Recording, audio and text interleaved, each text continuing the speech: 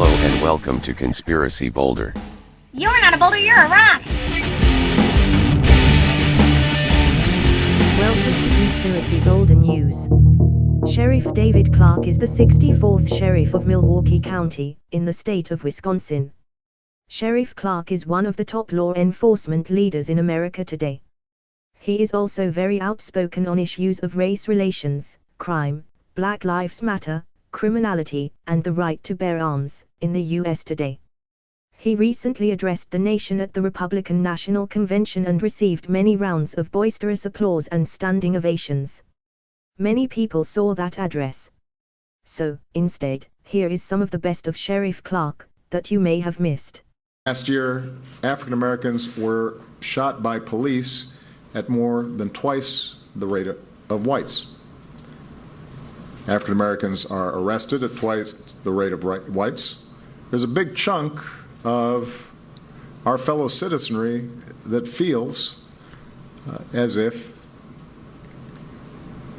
because of the color of their skin, they are not being treated the same. Burgess, he was wrong on Trayvon Martin. He was wrong in Ferguson. He was wrong in Cambridge. He rushes to judgment without any due process. He says all of these things about cops all the time, and yet he's only spoken out 9 times about 3,470 people in Chicago killed while he's president. Why does he only go to the high-profile cases where he can advance this narrative that I would argue is a rush to judgment against police? Sheriff Clarke, can you answer that? Well, President Obama uses jumping to conclusions as some sort of mental calisthenics. You know, like I said, it's what he does best. Some of these statistics that he cited, those have been debunked, all right? Cops do not shoot black males at 2 times the rate of whites. And as for arrest rates, when you include the participation in crime and in violence that black males are attributed to, that equals out why their numbers are higher in terms of arrests and imprisonment. So he's using faulty data. Again, what we want from the president, Sean, is we want him to calm the waters, but he's picked a side. He's picked the side of the criminal. He's picked the side of race hustlers and race demagogues.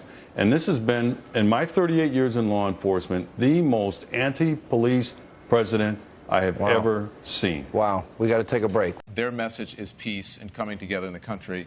What's your message? You don't believe that for 1 minute, do you? That their message is? Yeah. That's what they said to me. Okay. Yeah, I believe them. Of course Any protests over the deaths of these cops today in Baton Rouge? I don't know that. I don't know that. Any riots or protests over the police officers in Dallas, Texas? What are you asking? It's a pretty simple question. I asked you if what's your message to the people. Their message is one of peace. What is your message? My message has been clear from day one 2 years ago. This anti-cop sentiment from this hateful ideology called Black Lives Matter has fueled this rage against the American police officer. I predicted this 2 years ago. So what I want to know, okay, Sheriff. do I want to know? With all due respect, do you know that this was because of that? Yes, I do. As a law enforcement officer? I've been watching this for 2 years. I heard the President of the United States in an interview say that police officers have a fear of people who don't look like them. That is as disgusting a statement that I have ever heard anybody make. We know what our law enforcement officers mean to our communities. We're not perfect, but we are our community's finest. And only now that 2 officers are dead in New York, 2 more shot last night in an unrelated type of situation, but it speaks to the danger of law enforcement in these American ghettos. I want to know, with all of the black-on-black violence in the United States of America, by the way, when the tragedies happened in Louisiana and Minnesota, you know that 21 black people were murdered across the United States? Was there any reporting on that? There was a black officer who was killed today. But was there any reporting on that? Sheriff, please, let's just keep the volume down here. So I understand, and listen, I'm looking at 3 dead cops this week, Sheriff, and I'm looking at 5 last year. You trying to tell me to keep it down? Just please, if you will just please. We can keep it civil. So, because the message to people at home, I'm sure you want, is one of civility. I wish, Don, I wish you had that message of civility to have a conversation toward with this you. hateful ideology, these purveyors of hate. You don't know what my message is. That's what I what want they to say do. to you is, these people preach vile and virtue We'll be right in the back. name We're of gonna go to break. hate. Gutted that. Everything that he does, it just comes up wrong. I've never seen a president like this, that everything he touched tends to turn to crap. So there are some things that we can do. I'm not going to sit on my hands and watch my community take on casualties from these homegrown terrorists. Totally defame for the President of the United States to say, and I'll repeat it, that cops have a fear of people who don't look like them is repugnant. All I want to do is have a conversation. I can't have a conversation with you if we're both talking at the same time. What it sounds like to me is that you're accusing me of violence and supporting something, a narrative that I'm not necessarily in support of. And if that's what you're accusing me of violence, then you can leave. That's not true. I don't support violence of any type against police officers, against anyone. So if you're accusing me of that, then you're welcome to leave. But if you want to have a conversation, I am more than willing to welcome a conversation with you. I don't disagree with you about there is a narrative across the country that could be harming police officers. But we don't know right now, as someone who's in law enforcement, if that was the actual cause of it. Go ahead. Let me ask you this. Do we know that generally the American law enforcement officers are racist? Do we know this? Go on. I ask a question. Do I know American general law enforcement are racist? I don't think anyone is accusing. If you're insinuating. Sheriff, let me begin with you. I want to start with numbers that are shocking, and that is, since Obama has been president, 3,470 murders have taken place in his home city. He has mentioned Chicago 9 times as president of the United States while those murders take place. Thousands more also killed. But he has been outspoken about Trayvon Martin. It would look like my son. That could have been me 35 years ago. Or what he said about Ferguson, or what he said about Freddie Gray in Baltimore, and all these other, or the Cambridge police acting stupidly. Why does the president weigh in without any facts or evidence, due process, on high-profile racial cases and ignore that many deaths in his hometown? Well, because, Sean, it's his only default. It's his automatic default. He really can't engage in a conversation, a legitimate conversation about what's going on. And, you know, I heard in that thing that he did down in Dallas today, and I haven't heard the whole thing, but I heard the beginning of it. Then I heard what you played here. You know, he does this all the time. He goes and he says, race relations have improved. And I was saying to myself, here it comes, but, and sure as heck, about 2 sentences in, he goes to but, and he pivots and starts to lecture us about how we're all racist, we're all discriminatory, and then he talks about our police departments are, on and on and on and on. I'll tell you right now, Sean, if he's our best hope in improving relations between law enforcement agencies and the communities we're served, well, then we're finished. First of all, this whole anti-police rhetoric is based on a lie. There is no data, and you know this. There is no data, there is no research that proves any of that nonsense. None. Even you'd have to be more specific about what data and what nonsense you're talking about. That law enforcement officers treat black males different than white males in policing in these urban centers. There is data that supports There is not data. No. The president spoke about it. Cedric Alexander, who is a law enforcement officer. The president has been lying about it. He said it again the other day when he said black males are 2 times more likely to be shot by a law enforcement officer than white males. Don, that is a lie. The bloodbath continues for the American law enforcement officer in the name of Black Lives Matter. And I listened to the president this afternoon, and he does, he does the, what's required, right? Our condolences. Our thoughts and prayers go out to the family. Here's the thing he will not do. And this would go a long way, not right away. I predicted this several years ago. If we kept up with this anti-police sentiment, it was going to turn into this. He will not condemn the anti-police sentiment. He condemned the violence. He has to condemn the violence. He will not condemn the anti-police sentiment. But when a terror attack happens, he gets out there and warns and condemns against Muslim backlash for the terror attacks. He will not do that for the American police. Undoubtedly, and I said that. I've been saying that. Look, Black Lives Matter is they're purveyors of hate. It is a hateful, violent ideology. It's not an organization. It is not a movement. It is an ideology that I said has to be wiped off the face of the earth. I said that about a year ago, and the liberal mainstream media went haywire about saying it. But you know what? They bear some responsibility too. The New York Times, the Washington Post, the USA Today, and their editorial pages have not written one article about concern for this anti-police sentiment sweeping the country. You guys are on the front line, and at the end of the day, the president talks about taking away some of your weapons. You know, in addition to that, he spent the last 6 months just berating and beating on the American law enforcement officer, weakening their morale instead of building them up. I find it ironic that on the day of this attack in Chattanooga, Tennessee, he was visiting a federal prison, lifting the spirits of federal prisoners. And that's kind of the state that we're at. But we can still get this done in our hometown. I'm going to enlist in my community. I'm going to enlist the assistance of the law-abiding armed American citizen because, as you know, Judge, we're a target-rich environment. And like you said, this guy was not on the radar screen. We can't predict everyone in every place, but I'm going to need help in this fight, and that's why I'm going to be calling on the armed American citizen in the United States in this attack on the homeland. That is not a lie. It is a lie. Yes, Show me. Research. Show me. The research that we have from the Washington Post. The Washington Post debunked that nonsense. There's also research. He also said this time. There's also research. He continues. A Harvard professor that also showed that black people are treated more aggressively by police officers. No, you are wrong in your interpretation of that Harvard study because I read the study. That's not what he said. He said President Obama has been the maestro. He has led the chorus and fanned the flames of anti-police sentiment that is sweeping this country and that is now, in my estimation and in my view, this is directly related, this anti-police sentiment, to some of the attacks on law enforcement. Because let's go back to where this whole thing started in Ferguson, Missouri. The lie was hands up, don't shoot. Lumping a whole bunch of things into one. If we can do one specific That's thing where this whole phony movement started. It started out as hands up, don't shoot. You're talking about Black Lives Matter. Right. Okay. Profiling.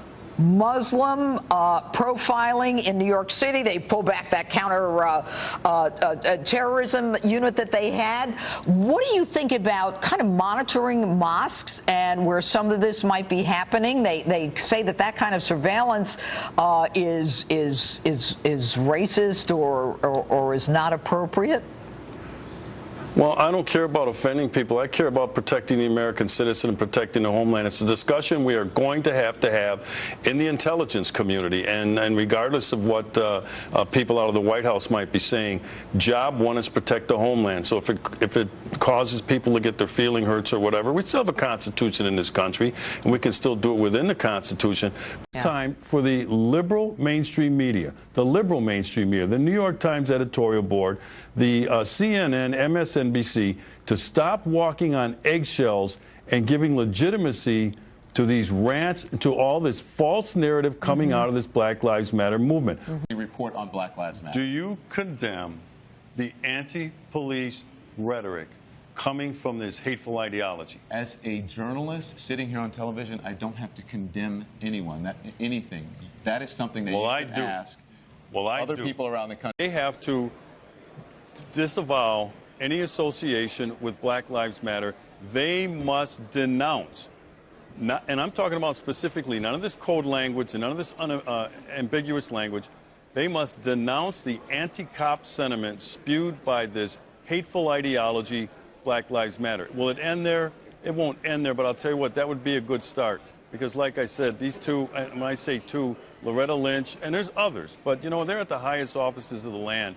And the Attorney General of the United States and the Department of Justice have acted with an almost hostility toward the American law enforcement officer and law enforcement agencies and taking over these agencies in an attempt to federalize them.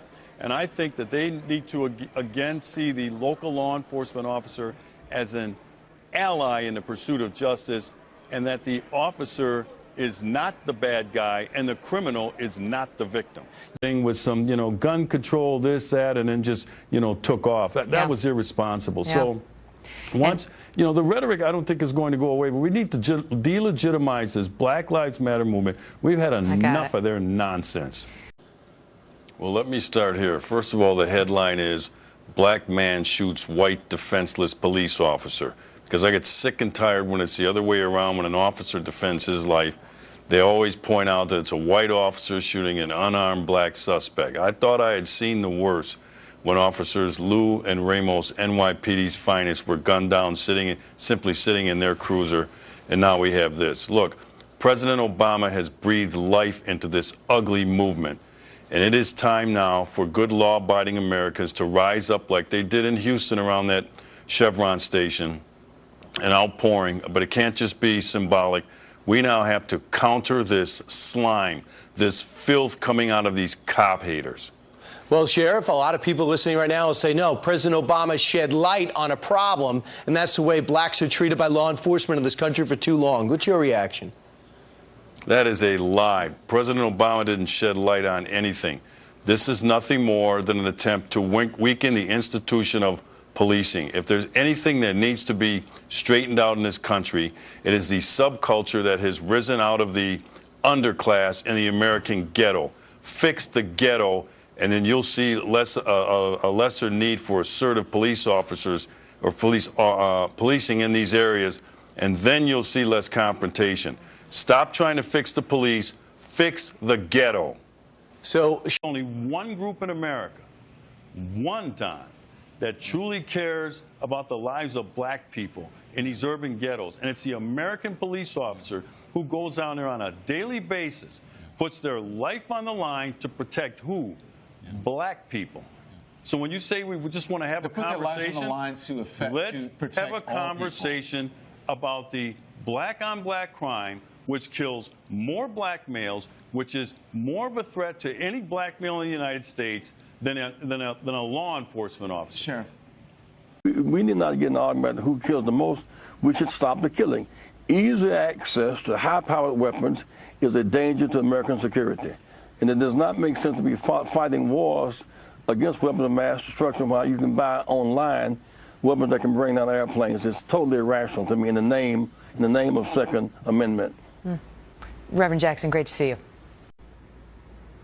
Megan, I'm sorry, but I'm still trying to make sense out of that babble that was coming out of the mouth of Jesse Jackson. He was talking about weapons that can bring down airliners. He's talking about surface-to-air missiles. Those aren't on the streets in the United States of America. That was a pathetic display of what he did. But look at the situation that we face right now. We have some very irresponsible rhetoric coming from some very powerful people.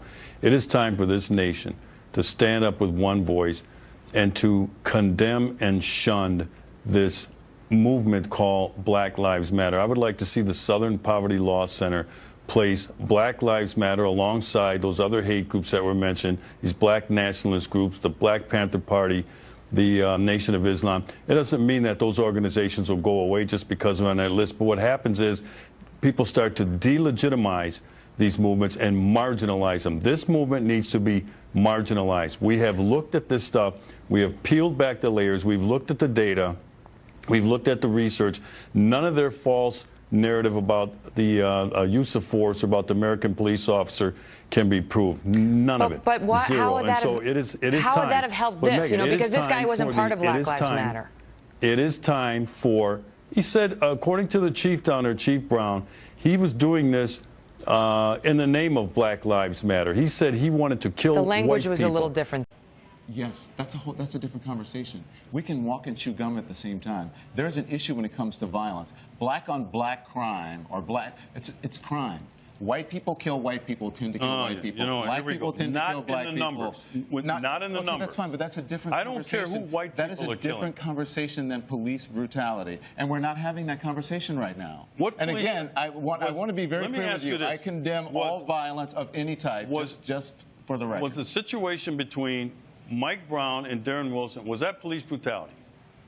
But we're not talking about Mike Yes Brown or no? and Darren Wilson. I am. No, if you're asking me what the Justice Department showed, the Justice Department showed that it exonerated Officer Darren Wilson, and that the hands up, don't shoot narrative was a false narrative. That has been reported by CNN and by others. Was another phony report. What does that was have to debunked do with Baton Rouge? Look, Black Lives Matter is they're purveyors of hate. It is a hateful, violent ideology. It's not an organization. It is not a movement. It is an ideology that I said has to be wiped off the face of the earth. I said that about a year ago, and the liberal mainstream media went haywire about it. The McKesson guy from Black Lives Matter was at the White House. Hillary Clinton is seeking out their advice on criminal justice matters. Let's play them. This is what they have said and chanted, members of this group. You've heard it before. And then right after that, we'll go to President Obama praising the group, and he continues to keep inviting them to the White House. Let's play that.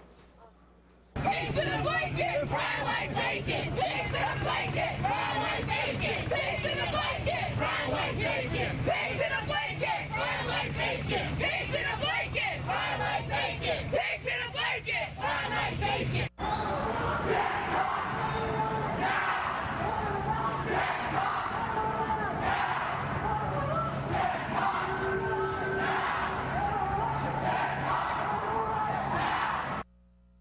Overall, what I am most encouraged by is the degree of focus and seriousness and constructiveness that exists, not only with existing civil rights organizations, but this new generation.